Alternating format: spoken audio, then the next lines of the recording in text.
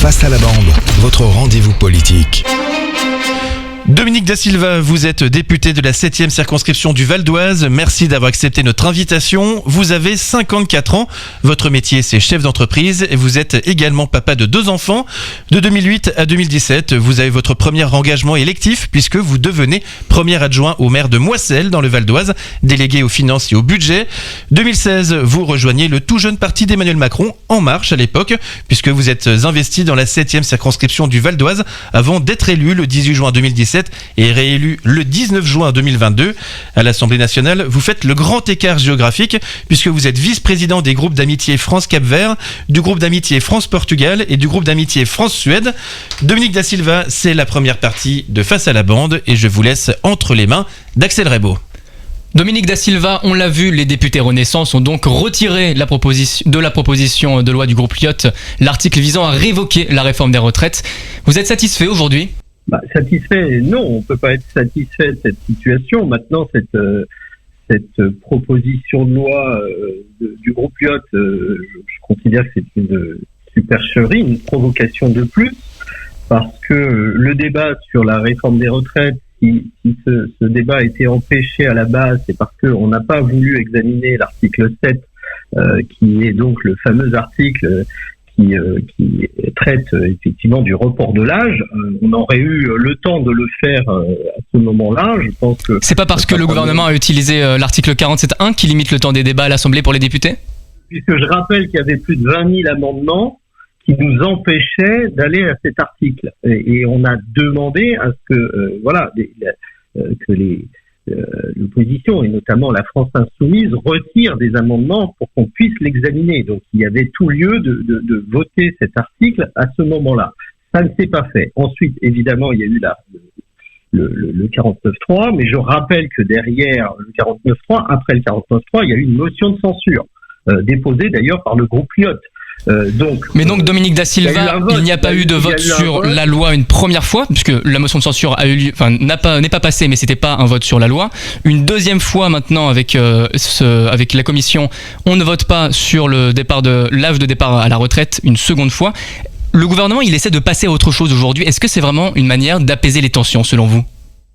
Mais c'est une manière surtout de passer à d'autres choses qui, à mon avis, concernent aussi tous les Français. Je sais bien que le sujet retraite est un sujet important pour les Français, mais enfin il y a plein d'autres sujets très importants et on le sait, ce report d'âge de départ, c'est évidemment quelque chose qui passe difficilement et ça a toujours été un problème. Qu'est-ce que vous dites aujourd'hui, Dominique Da Silva ? Vous dites que les Français en font un peu trop avec les retraites ? Je crois que le départ, ce report, il est nécessaire parce qu'on tient un équilibre budgétaire et encore une fois, il n'y a pas que les retraites à financer. On a plein d'autres politiques publiques qu'il faut pouvoir financer. On traverse là actuellement une crise, par exemple, du logement. Il va falloir aussi des moyens pour répondre à cette crise, la crise écologique, la crise à l'hôpital, à l'école. Alors Dominique Da Silva, là vous repartez un peu dans justement les explications qu'on a entendues depuis bientôt janvier maintenant. Donc vous restez sur vos positions, vous jouez l'usure comme vous le faites et comme le gouvernement le fait en restant sur ses positions. Est-ce que c'est vraiment, est-ce que ça marche surtout ? Mais non, face à une provocation, un parti anti-républicain, nous devons aussi répondre de la sorte. Parce que on salit nos institutions, on force, on respecte plus la Constitution. Je rappelle que cette proposition. Vous dites anti-républicains, c'est qui les anti-républicains ? C'est la NUPES entière ? La NUPES entière, en tout cas les filles sûrement, et d'autres qui sont un peu leurs alliés. Voilà. Et je pense que quand on a un président... Donc les alliés de la NUPES, donc ELV, PS, PCF, eux ils sont un peu anti-républicains, c'est ce que vous dites ? C'est un peu compliqué d'être entre les deux, comme vous dites. Non, mais en tout cas, ce qui est certain, c'est que quand on a un président de la Commission des finances qui doit veiller quand même au respect de la recevabilité d'un texte et qui ne le fait pas, on va au-devant de graves ennuis. Vous imaginez bien que demain... Dominique Da Silva, on a peu de temps, je voudrais savoir en vérité, vous avez du mal à passer à autre chose, comment vous passez à autre chose ? Là, on a une manifestation qui arrive le mardi 6 juin, contre la réforme des retraites, encore une fois. Comment vous faites pour passer à autre chose ? Parce que vous êtes sans cesse ramené à cette réforme. Sans cesse peut-être, mais sans cesse, nous repousserons effectivement ces assauts parce que on considère encore une fois que le débat a eu lieu. Il n'a pas été évidemment à la hauteur des attentes, mais encore regardons ce qui s'est passé concrètement. Certains l'ont empêché, je le répète. Cet article 7, il aurait pu être examiné normalement si on ne s'était pas opposé à son examen. Ensuite, on peut jouer effectivement, on peut rejouer le match continuellement. Oui, effectivement, parce que Dominique Da Silva, là, vous êtes un peu en train de vous renvoyer la balle encore, comme on entend de plus souvent. Mais lorsque il y a eu l'article 47.1, qu'on l'a dit, qui limite le temps de débat à l'Assemblée pour les députés, le 44.3 qui est surnommé par les sénateurs le 49.3 du Sénat, qui les oblige à un vote unique sans amendement, et le 49.3 qu'on ne présente plus, vous pouvez pas dire vous n'avez pas un peu une petite part de responsabilité dans le manque de débat qu'il y a eu sur ces textes ? Vous avez encore une fois un président de la commission des finances qui décide de s'affranchir effectivement du respect de ces règles, de cette base qui est quand même de cette recevabilité du texte. C'est pas forcément, on est obligé aussi de répondre à cette attaque d'une certaine manière et à ce non-respect de la Constitution. Je suis désolé, n'importe quel autre président de commission des finances n'aurait jamais accepté ce que Éric Coquerel a accepté. Voilà. Et donc, à partir de là, oui, on est dans un bras de fer. Bien sûr qu'on va se défendre comme on peut, mais on peut pas accepter n'importe quoi. Voilà. Dominique Da Silva, on a bien compris. Merci. Je rappelle que vous êtes député Renaissance du Val d'Oise. Restez bien avec nous. On vous retrouve dans une poignée de secondes. Face à la bande, votre rendez-vous politique. Dominique Da Silva, vous allez faire Face à la bande. Elle est composée d'Axel Rebaud, d'Adrien Hardy, de Quentin Leport et de Raphaël Bardena.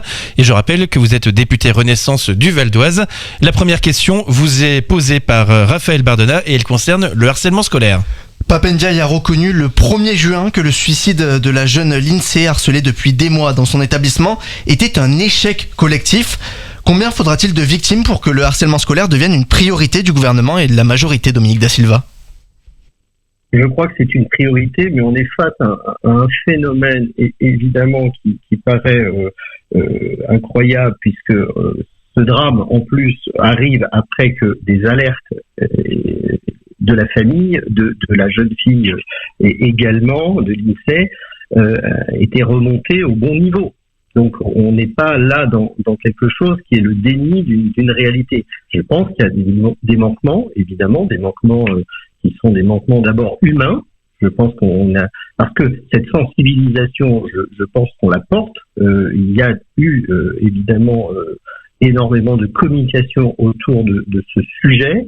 Et encore une fois, l'État ne peut pas répondre à la place des personnes qui sont justement sur le terrain et qui doivent faire en sorte que ces drames ne se produisent pas. Donc la responsabilité, évidemment, elle est collective parce que voilà, c'est une chaîne de décisions qui n'a pas été respectée. Pour autant, je ne crois pas qu'on traitera ce problème-là par la loi. Dominique Da Silva, la prochaine question concerne l'augmentation du nombre de règlements de compte et c'est Quentin Leport qui vous la pose. Dominique Da Silva, les règlements de compte et blessés par arme à feu sur fond de trafic de drogue se multiplient dans le pays. Quelle est la meilleure solution pour enrayer ce phénomène selon vous ? Évidemment, un maximum de policiers doivent faire des investigations et trouver ces armes avant qu'elles ne servent. Pour autant, on est là aussi face à un phénomène qui a gagné énormément dans beaucoup de quartiers. Je crois que le ministre de l'Intérieur agit. On a évidemment eu des résultats, peut-être encore insuffisamment, mais il est évident qu'il faut que des sanctions soient à la hauteur et qu'on essaye là aussi d'anticiper ces actions. Mais voilà, on est entre bandes rivales, on est dans quelque chose qui est très difficile à déceler. Mais évidemment que l'action elle est résolument tenue sur le terrain, pas suffisamment, mais est-ce qu'on a les moyens aussi d'assurer une sécurité pleine et entière? C'est toute la question. En tout cas, évidemment que c'est un phénomène pour lequel on agit. On a bien compris, Dominique Da Silva. La prochaine question, le prochain thème, c'est la lutte contre les féminicides avec Adrien Hardy. Cette lutte contre les féminicides, justement, c'est une priorité d'État depuis qu'Emmanuel Macron est au pouvoir. On compte pourtant 47 féminicides depuis le début de l'année selon l'Interorga Féminicide et 147 en 2022. Les mesures mises en place actuellement par le gouvernement, elles ne sont pas suffisantes à court terme. C'est vrai, c'est encore un sujet malheureusement après le Grenelle sur les violences faites aux femmes et toute la sensibilisation du public sur les violences donc ne portent pas encore complètement leurs fruits et pourtant là aussi je le vois sur le terrain et dans le Val d'Oise notamment puisque nous avons déployé des bracelets électroniques, mais encore une fois il faut aller plus loin. La ministre Isabelle Rome mène une réflexion sur le sujet. Il faut des contrôles bien plus coercitifs et on est évidemment conscient que pour l'instant les résultats ne permettent pas de faire baisser ce nombre de féminicides. Dominique Da Silva, la prochaine question nous vient de Twitter et elle est signée Sergio. Est-ce que, comme Elisabeth Borne, vous pensez que le RN est un héritier de Pétain ? Bon, écoutez, sur ce type de déclaration, évidemment qu'il y a un héritage, incontestablement. Après, je crois qu'on ne combat pas le RN si on tient. Et je comprends, mais je pense qu'il faut combattre le RN sur le terrain plutôt par des actes. Donc vous êtes plus d'accord avec Elisabeth Borne qu'avec Emmanuel Macron, ou l'inverse ? Pourquoi ? C'est parce que Emmanuel Macron n'était pas totalement d'accord avec Elisabeth Borne sur ce sujet. Oui, mais il y a un héritage qui peut être là. On peut pas le nier. Maintenant, c'est pas ça qui va faire qu'on va régler ce problème qui demeure, qui est que le RN porte un regard sur la société qui n'est pas le nôtre. Et je pense que les solutions, le RN ne les a pas. Mais on joue sur les peurs et ça fonctionne. Malheureusement, ça fonctionne. Mais voilà. Et donc, on doit répondre plutôt aux attentes des Français et répondre aux différentes crises que nous connaissons. Et c'est donc plus par les actes et des résultats qu'on parviendra de toute façon à réduire le champ du RN. Dominique Da Silva, malheureusement, le temps passe vite. Là, on va devoir passer à un autre sujet, toujours concernant le Rassemblement national et l'ingérence russe. Et vous retrouvez Axel Rebaud. Un rapport parlementaire accuse le RN de soutien idéologique au régime de Vladimir Poutine. Dominique Da Silva, est-ce qu'un parti avec une telle ingérence étrangère, il a encore sa place à l'Assemblée nationale ?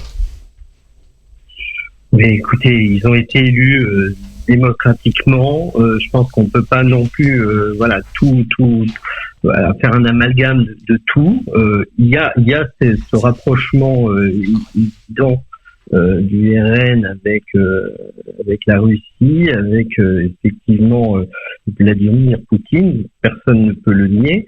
Pour autant, je pense qu'on peut pas non plus en tirer de telles conclusions. Dominique Da Silva, prochaine question avec Raphaël Bardena et elle concerne toujours Emmanuel Macron, mais cette fois ce sont ses déclarations sur Vladimir Poutine. Selon le président de la République, Vladimir Poutine a réveillé l'OTAN avec le pire des électrochocs. Est-ce qu'aujourd'hui l'OTAN a un rôle majeur dans cette guerre ? Très rapidement s'il vous plaît. Non, elle n'a pas un rôle majeur. Je crois au contraire qu'elle nous protège et que on en a besoin. Parce que il est évident que en aidant à travers l'OTAN, en aidant l'Ukraine, on protège l'Europe et on nous protège d'une certaine manière, on protège l'Occident. Enfin voilà. Donc pour moi, il n'y a pas de lien entre l'OTAN et cette crise voulue et décidée par un seul homme, Vladimir Poutine. C'est la fin du temps imparti. Merci Dominique Da Silva d'avoir accepté notre invitation et merci d'avoir accepté le principe de Face à la bande. Je rappelle que vous êtes député Renaissance du Val d'Oise. Face à la bande, votre rendez-vous politique.